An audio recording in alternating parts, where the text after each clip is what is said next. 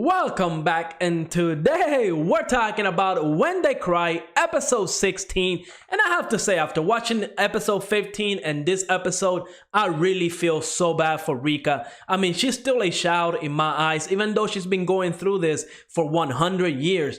She's still a child, and the fact that she can smile at the end of the day is absolutely bonkers. I really don't know how she goes through this every single time for 100 years and still is able to smile. I just I can't even fathom how she goes through this. I mean, it's absolutely crazy. Episode 15, we saw how many times she was dying over and over and over. And I believe in episode 14, she said she was gonna give it like about 10 more tries, and then she was gonna use the sword that essentially will kill her for real, and she will stop the loop. I don't know why she hasn't used that sword. I'm gonna tell you right now, if I was stuck dying some gruesome deaths, because they were definitely gruesome, I would definitely have used that sword a long time ago. As soon as I got it, I would have used it. So the fact that Rika is still going on for her friends and stuff like that, absolutely bonkers. Definitely gotta give her some credit for that. I absolutely love the character after seeing what she's going through, and the fact that she's able to smile at the end of it all is great. I love Rika as a character. Now, maybe we are going to find out some stuff about her later on. Maybe right now is doing a great job at making us sympathetic for Rika, but she could end up being like the ultimate evil person, right? We don't know. But just seeing how everybody, right, like all her friends, because, you know, Keiichi, Rina, everybody essentially, when they are affected by the Oyashiro curse, they go after Rika. Now, Satoko did a great job, or at the very least, if we can believe what she was saying, right? Essentially, the Oyashiro curse is targeting Rika because she was trying to leave the Hinamizawa town. She was trying to leave that town behind. And I'm guessing Oyashiro does not like that. That god, whatever that curse is, whoever is behind that curse, doesn't like that. And since she was like a priestess, maybe that's why she got cursed for 100 years.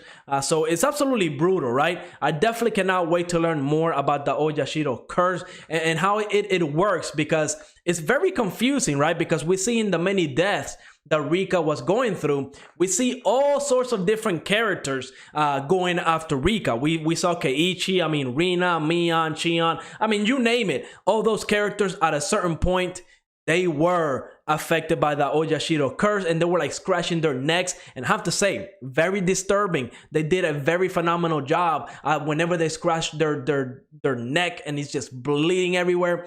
I mean, it's disturbing. I think that's what they were going for, and it's definitely a good effect. I mean, it's definitely brutal. Seeing Satoko, right, because that was the biggest impact for me this episode. Satoko, essentially, whenever Rika woke up and she was in some type of pain, I was like, oh, I mean, something is not right.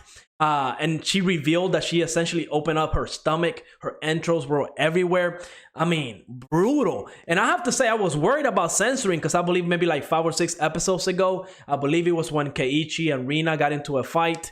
There was a little bit of censoring, right? But in episode 15 and this episode, there wasn't a lot of censoring, if any, at all. I mean, it was brutal scenes. So if you like the brutal stuff, if you like the horror stuff, I feel like this last 2 episodes definitely brought it up. And I do feel like the anime starting off was a very slow, I would say. I mean, it was kind of hard to keep up with everything. But now that we are starting to get a little bit of answers, we don't know if what Satoko said was true, right? About the Oyashiro curse targeting Rika. We don't know if that's true, but at the very least, it makes sense right now. Well, I believe we still got like 10 more episodes. I believe this anime is going for 24, 25 episodes. So we still got a little bit to go. I'm sure we are going to start learning more about the curse, about the town.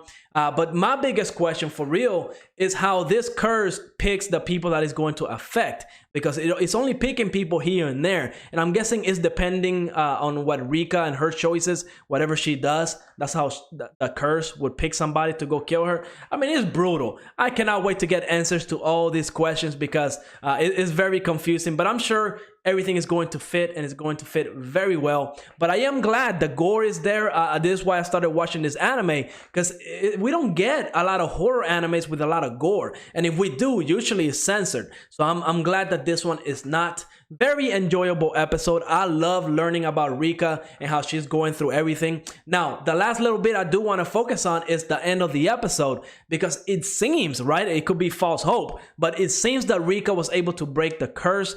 Maybe, you know, she she died way too many times. Who knows? But it seems like she was able to break the curse. She was smiling. Again, I don't know how she does it. But when she confronted Tomitake and Takono, she was kind of saying, you know, hey, Tomitake, she was going to say something about her. I don't know what it was. She just started off saying, you know, Tomitake and I. So I'm guessing that Tomitake, is she like another priest?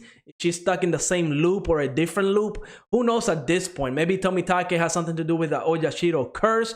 But I'm wondering what Rika was going to tell Takono, right? About the whole Tomitake situation.